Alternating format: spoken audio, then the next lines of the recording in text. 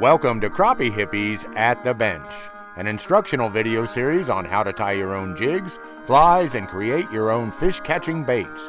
Brought to you by Glasswater Angling for a better outdoors, makers of lead-free fishing tackle, inventors of Angle King, the Crappie Dueler, and home to hand-tied jester jigs, Ring King paddle tail grubs, lead-free jig heads, and more. Check us out at glasswaterangling.com. And now here's Crappie Hippie at the Bench.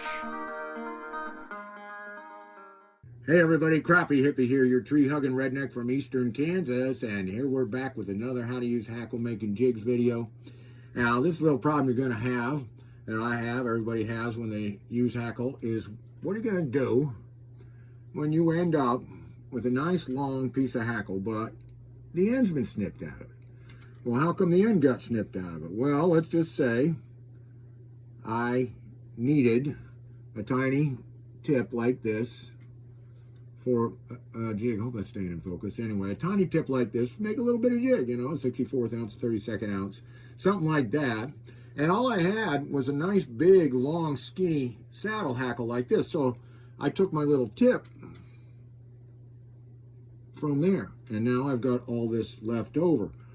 Why did you do that? Why not, why take it from such a big hackle? Well, this is all I had. Now, if you're going to tie little bitty jigs all the time, if that's your main gig, if that's your main hustle, then you're going to want to get capes, because capes start with little, you know, feathers around an inch or even smaller, and they gradually get bigger as you go down the cape. So look at hen hackle cape if you're going to be tying it mostly in that 1/32nd, 1/64th, 1/80th range, even smaller.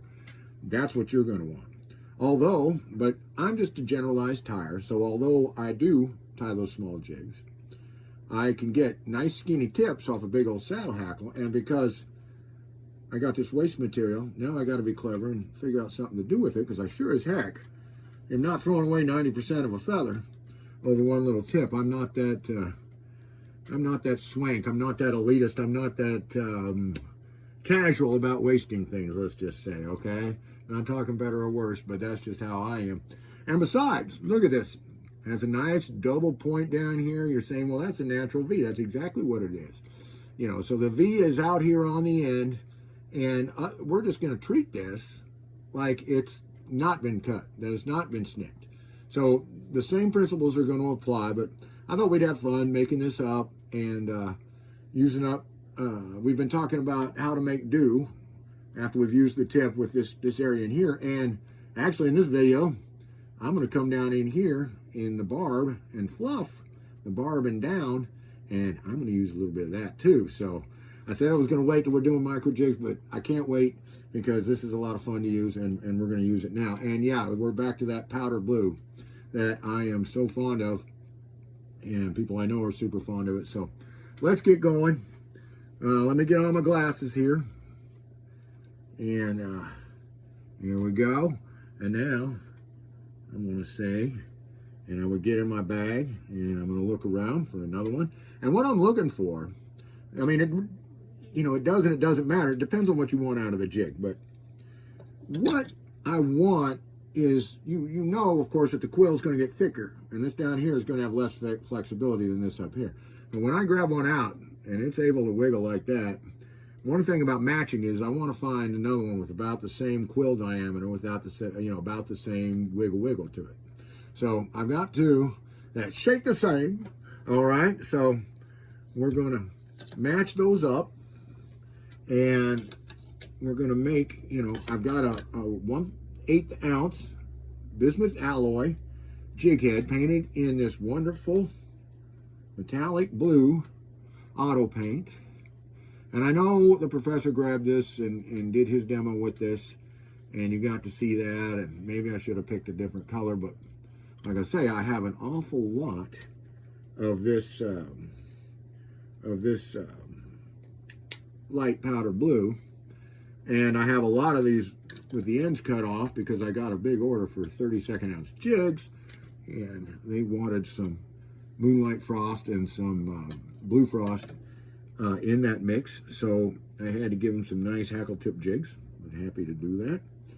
And so now I'm going to come in and make use of what's left over. And, you know, shiny side, dark side, dull side, light side. This is, or shiny side. This is what we go up against. And once again, you know, when you kind of look, I like to make both sides the same. So if I'm going to use the shiny outside, I'm going to do that on both sides and vice versa. It's not always the right move, but it's the move I'm making today. Now, I'm going to come in here, and I'm going to kind of look, and yeah, I'm going to maybe cheat that out just a little bit, but it's going to have a nice long tail on it. This one is. It is. It just is, okay? And we got these are reflexing out just a little bit, and it looks really good. And so now I'm going to come in, and once again, I'm angling my scissors in here. And you can even brush some of this out of your way, so you can kind of see. You can get your points in there, and pop, there they go. Now, of course, we're going to do something with these. We're going to do something with these. So let's keep hold of them. All right, so we do like we do. And I don't know why, you know, some guys just don't like this material at all, which I don't understand. Because, you know, I like the hackle tip jig. I think it's fabulous. And this is maybe a little rougher looking. I don't know, but, you know, that's pretty much what a fish's tail looks like. Nice split tail effect like that. We see that a lot in plastics. Plastics try to emulate jigs and vice versa. So we're going to get this in here. Do like we do. Okay. We're going to put it down. Now we got to kind of see they're uneven and stuff. This is why we don't just come in real tight and wrap tight and all that. Now what I'm going to do, this stuff up here, if you've got this situation, unless you have really, really, really fine scissors, it's kind of hard to clean up. You know, and you can, you know, kind of crunch it down and tie it in there, but I think I'm just going to take a little fraction of that off. And now I've got the same length head and everything, but I've got the ends of the quills end right at the head, okay, which is what I want. Now I'm going to take these and I'm going to pinch them down where I want them. I'm going to pinch them down where I want them. I'm going to take a few more turns. See, it's getting better. They're getting matchy. And I'm going to pull them now that I've got some wraps on them. I'm going to pull them into position. And I'm going to look. And I really like what's going on. Now, of course, using the old DH, like I said, that's what I used to use. You have to pull it out or jump up and run around to the other side of the vise to see how it's going.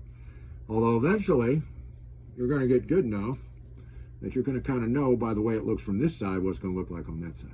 So, a lot can be said about a rotating vise, and they are sweet, but and there's the Model A that's also made by D.H. Thompson, if you can find it. I think it's called a Model A that rotates, and it's a jaw vise, and it's not really expensive. So they're not, you know, terrible. You don't have to get a fancy one. I mean, this one's made to go down to little tiny hooks up to big hooks, and you know, you may not need all that range, and you may not need all this stuff. So, like I've been saying in some of the other videos, I got a good deal on it.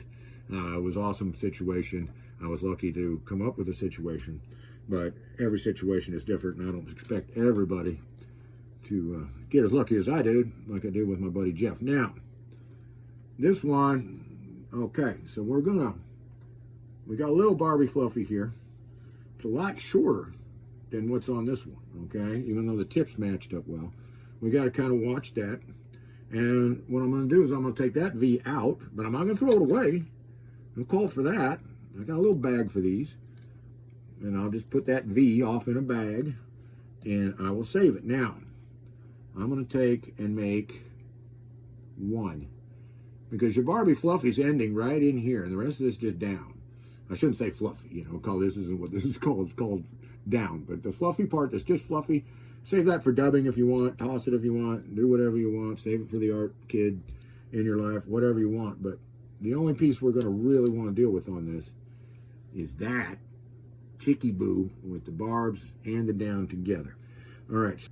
Okay, so we got this piece, and it's got a lot of V material here. You could use this whole thing, but you notice that as we get down in here, this is stiffer material. It's going to have a little bit of different action to it, but this makes a perfectly good jig just like this, or parts of this, or however you want to do it. I'm just saying that, like, if you go to Fearless Jigs, Zach Church, he's a guy that likes to tie with this part of the hackle a lot. He will use varying lengths depending on what kind of jigs he's making. But he is a master of using these V's and different areas of the quill. So, but anyway, we don't want this right now, but we are going to save it. So I'm going to brush this down, give myself a little gap here. That way I can angle my scissors in there and kaboom. And there you go. Now, you learn to do that with your fingers, you can start doing coin tricks, right? Okay, so now there's a lot of Barbie Fluffy on here. It runs down all the way to about there.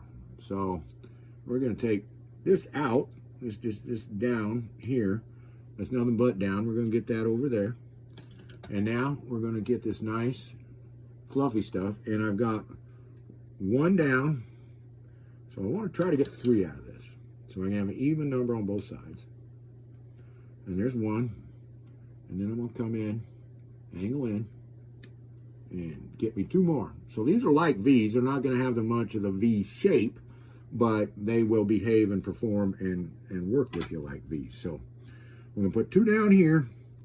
We're going to get 2 right here. Now you can either lay them on the tabletop and stack them up, or you can stack them in your hand. But what you want when you get done is 2 pieces of hackle laid as close to identically on top of one another as you possibly can. And then all we're going to do, just like we did on the accent jig, we're going to come in and make a nice little skirt for this. A little more than an accent, but it's, you know, this one's going to be matchy, matchy, matchy. It's going to be light blue all the way through.